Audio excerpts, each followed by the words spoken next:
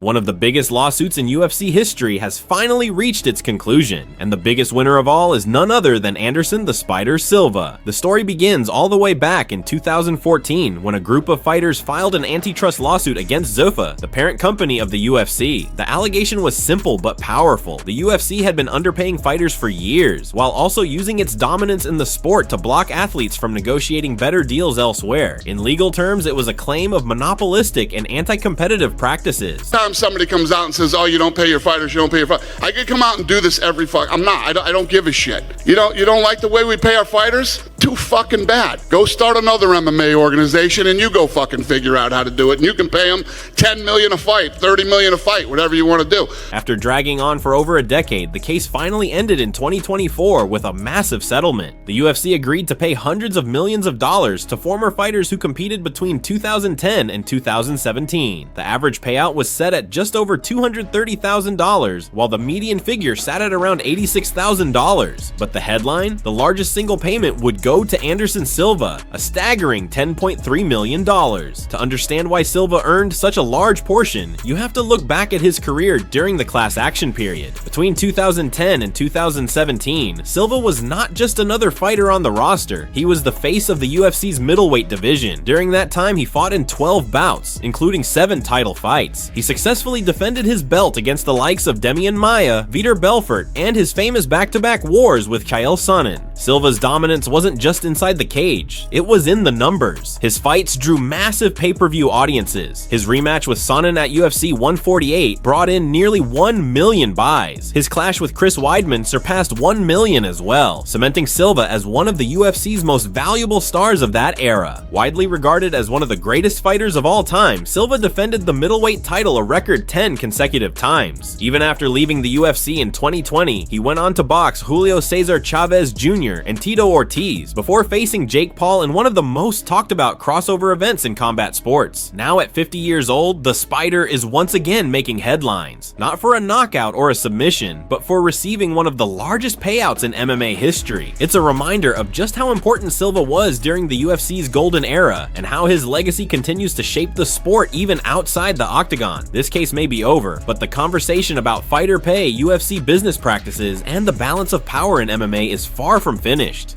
That's all from MMA Maniac. Thank you for watching. Don't forget to subscribe, like, and comment.